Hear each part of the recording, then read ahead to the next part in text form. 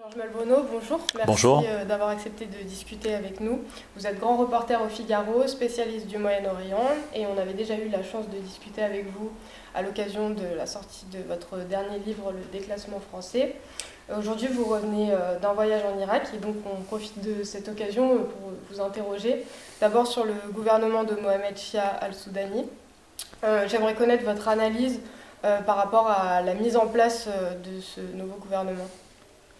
Alors, on a l'impression que le Premier ministre lui-même, Mohamed Shia al-Soudani, inscrissait pas dans ceux de son prédécesseur Mustafa al-Kazemi, en tout cas au plan diplomatique. Vous avez vu qu'il a effectué des visites en Allemagne, en France, et il prend soin à chaque fois de réaffirmer, je dirais, une sorte de non-alignement de l'Irak par rapport à ses voisins, en particulier l'Iran.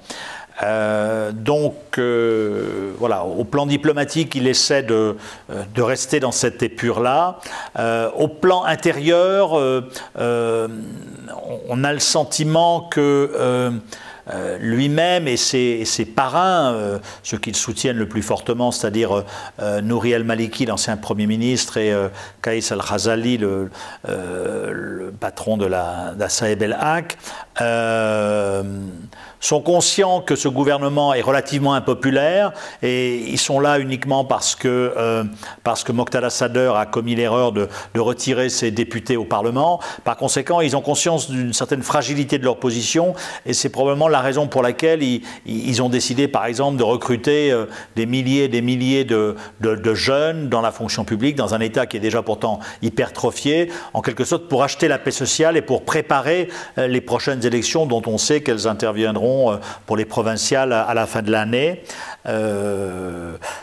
Voilà, donc ça c'est l'image qu'on peut avoir de ce gouvernement et de son Premier ministre qui essaie de naviguer effectivement entre ses parrains, entre ses voisins iraniens, mais aussi avec ses voisins du Golfe. Donc il faut attendre pour voir effectivement si Mohamed Shia al-Soudani pourra tenir ses engagements. Vous êtes plutôt optimiste pour les réussites de ce gouvernement? Je suis plutôt modérément optimiste parce que vous avez vu qu'ils ont fait passer ils ont changé la loi électorale qui permet un retour à l'ancien système qui était celui d'avant la révolution d'octobre, justement, qui empêche aux petits partis indépendants d'émerger. Donc ça veut dire qu'on reste dans ce schéma-là de confiscation du pouvoir par les grands partis, confiscation qui est contestée, comme vous le savez, par une partie de la jeunesse chiite. Et donc, je pense que ce gouvernement est placé devant d'importants défis. Il a l'avantage d'avoir de l'argent parce que les caisses aujourd'hui sont bien remplies avec un baril de pétrole qui est à $80. Le budget a été transféré au Parlement. Voilà, il faut attendre. L'Irak est, on le sait, confronté toujours au même problème, mais on a effectivement un Premier ministre qui a envie de montrer que l'Irak est un pays à la fois stable et relativement souverain. On verra si ces promesses seront tenues. Vous parliez tout à l'heure des relations extérieures de ce gouvernement. Est-ce que vous pouvez nous en dire plus par rapport aux puissances étrangères comme les États-Unis et l'Europe?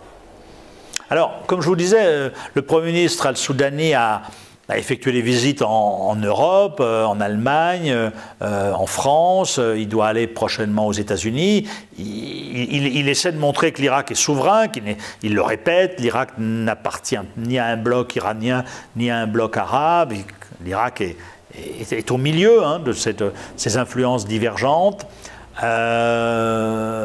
Ensuite, toute la question, c'est de savoir quelle est la marge de manœuvre du Premier ministre. Le Premier ministre Mohamed Shia al-Soudani est un personnage, il faut le signaler, c'est le premier Premier ministre de l'Irak post-2003 à être constamment resté en Irak. Hein. Ce n'est pas quelqu'un qui est revenu sur les chars américains en 2003, donc il a de ce point de vue-là une légitimité. Par rapport au fléau de la corruption, il est plutôt moins corrompu que la moyenne, donc il a une assez bonne image. Simplement, on le sait bien qu'il est quand même relativement faible et qu'il est fortement influencé par ses mentors que sont Maliki et Qais al-Khazali. Donc de quelle marge de manœuvre dispose-t-il ? Comment va-t-il opérer par rapport aux puissantes milices chiites, notamment celles qui sont dans l'orbite iranienne? Mon récent voyage à travers l'Irak montre qu'il va avoir du mal quand même à desserrer cet étau.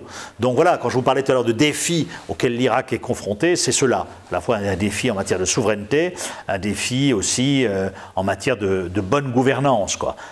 Donc je crois que je ne suis pas tellement optimiste quand même sur comment dirais-je, à court terme, hein, sur la capacité de l'Irak de recouvrer à la fois une vraie stabilité et puis une vraie souveraineté. Est-ce que vous connaissez la vision française par rapport à tout ça? Est-ce que c'est à peu près la même? Alors la vision française, c'est d'Emmanuel Macron, comme vous l'avez vu, c'est effectivement, il compte sur l'Irak un peu pour reprendre pied au Moyen-Orient. Il a fait ses 2 conférences de Bagdad qui ont été sur la forme... Pour la France, un succès. Simplement, ces conférences, sur le fond, il n'y a pas grand-chose. Donc, d'où une certaine frustration côté irakien. Et je pense que les Français en sont conscients maintenant. Et la prochaine édition, probablement, aura lieu à Bagdad et sous un autre format. La France veut refaire de l'Irak un partenaire important. Lors de la visite du Premier ministre irakien en décembre ou janvier, un accord stratégique a été signé. C'est bien, simplement je pense qu'il faut que ça se traduise en actes concrets. Les entreprises françaises sont très peu présentes en Irak. Quand vous allez dans les supermarchés irakiens, vous voyez des produits allemands, italiens, espagnols, turcs, mais vous voyez très très peu de produits français. Les grands contrats se font attendre. On misait côté français sur l'aéroport de Mossoul, ça nous a échappé. Total a signé en 2021 un méga contrat avec l'Irak qui est aujourd'hui remis en question. Nouri el-Maliki, dans l'interview que j'ai publiée de lui dans le Figaro, a clairement dit qu'il s'y opposerait. Les négociations ont encore lieu, mais par rapport à ce point-là, je crois que là aussi, on ne peut pas être très optimiste. Donc voilà, il y a une volonté française de faire de l'Irak de nouveau un partenaire important, mais dans la réalité des faits, ça a du mal à se traduire. Hein. Donc je crois on va voir si jamais le contrat total n'était pas signé, ce serait un très très gros échec pour la France en Irak. Donc d'après vous, c'était peut-être trop tôt pour signer ce traité stratégique par rapport à un gouvernement qui est... Peut-être, oui, c'était... Je l'ai lu dans cet accord de partenariat stratégique qui est plus un listing de bonnes intentions que l'accomplissement d'actions très concrètes.